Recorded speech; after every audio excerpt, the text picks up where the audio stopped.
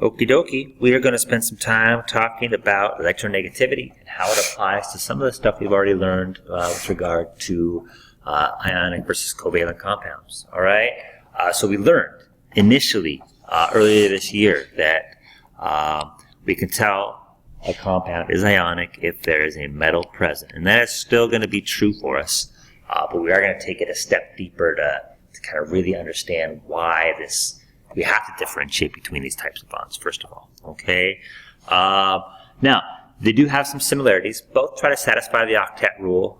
In most cases, really, maybe a better way to say it is a noble gas configuration, most of which have 8 valence electrons, right? Except for helium, so the first 5 elements attempt to mimic helium, but the rest of them go for that octet or 8 valence electrons. Both cases, we're not going to have a net charge. We should end up neutral, okay? But a key difference, and this is what we're really going to look at now, is how do the compounds go about satisfying the octet rule? Are they going to be sharing those electrons?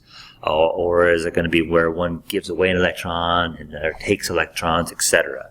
Okay? That's what we're getting to with our discussion of electronegativity. So, first of all, textbook definition, electronegativity is the quote-unquote strength with which an atom attracts the electrons to itself. All right?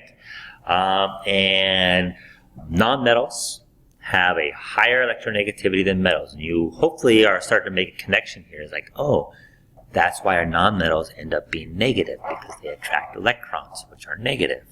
All right?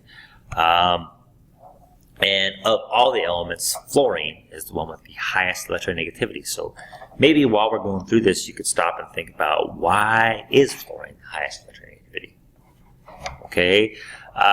So let's get to this. We spent some time in class relating a compound of sodium fluoride and looking at their Bohr diagrams and Lewis dot structures to try to understand why they bond in the way they do. So hopefully you were here for that, and if you weren't, you may want to sit down with me because that makes this discussion more complete. But let's look at electronegativity specifically. So sodium has an electronegativity of 0.9. Chlorine has an electronegativity of 3.0. In the world of electronegativity, that's a fairly significant difference.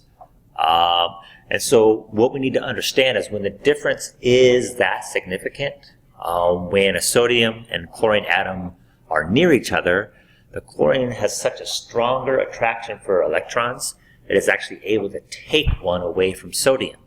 And if you recall, sodium has a relatively low ionization energy, so it's actually pretty easy to take an electron away from sodium. Okay? So we have a significant difference in our electronegativities. And when we take an electron away from sodium, you guys remember that sodium ends up in the ionic compounds being a +1. Chlorine gets 1 extra electron, making it an anion and a minus, right? And then, of course, those opposite charges create an electromagnetic attraction to each other. And there is that ionic bond. We've got a sodium ion and a chlorine ion due to the fact that chlorine took an electron from sodium, creating opposite charges. Those opposite charges attract. There's our ionic bond. Okay? Now, let's differentiate a little bit. Let's say one of our Brinkelhoff elements, like hydrogen, right?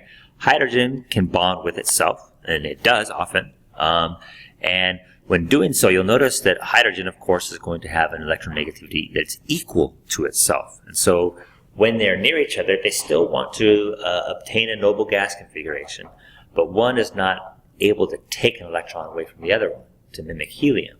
All right, and so in this case, they can still mimic helium, but it's going to have to result from a sharing of electrons as opposed to one given and one taken. So if we do a Lewis structure for hydrogen, for example, all right, another hydrogen, right, they both have, those 2 hydrogen atoms have that single electron.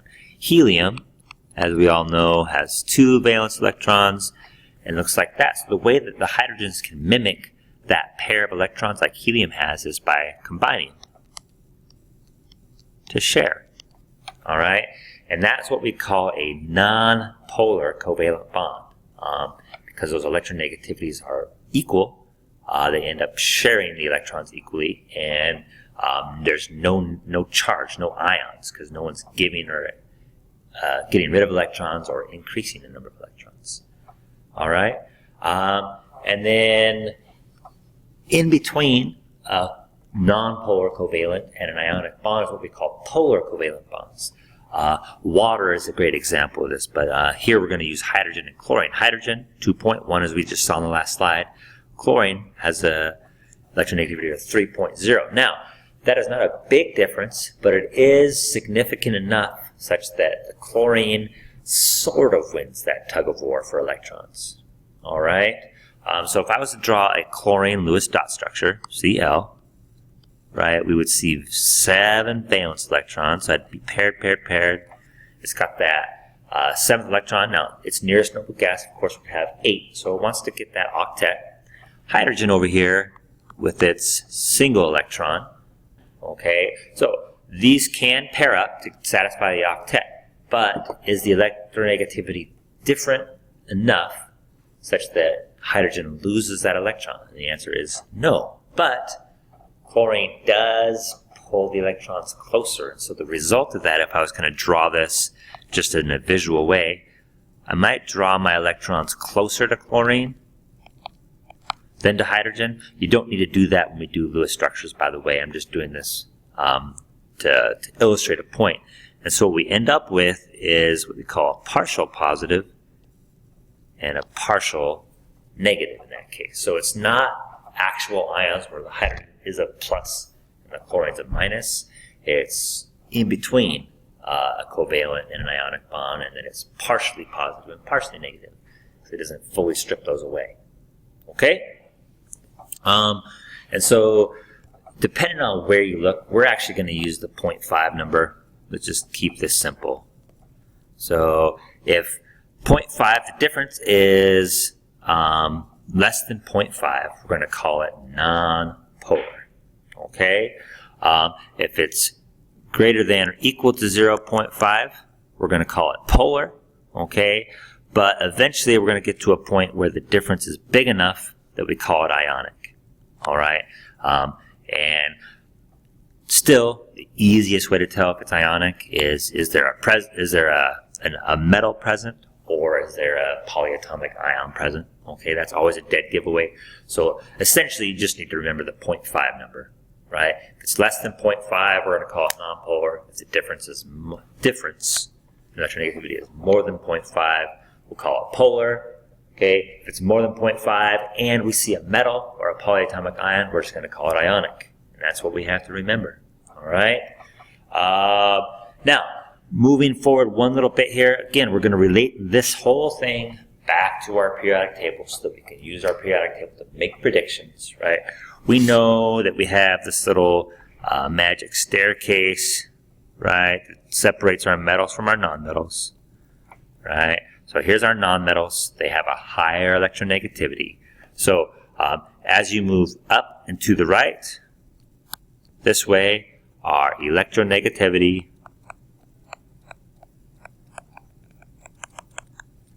increases. Now, much like our ionization energy does. Now, the caveat to that is our noble gases, they still have our highest ionization energies, okay? But because they already satisfy that octet, so they're going to have a high ionization energy in that they will not get rid of electrons. It's going to take a lot of energy to take an electron from noble gas. But they don't have a correspondingly high electronegativity because not only do they not want to get rid of electrons, they are also unlikely to attract electrons because attracting more electrons would take them past that octet. Okay, so yes, electronegativity increases to the right and up the periodic table. Okay, with the exception of the noble gases, which essentially have a negligible electronegativity. Okay, that sums it up, and I did it less than 10 minutes. You're welcome.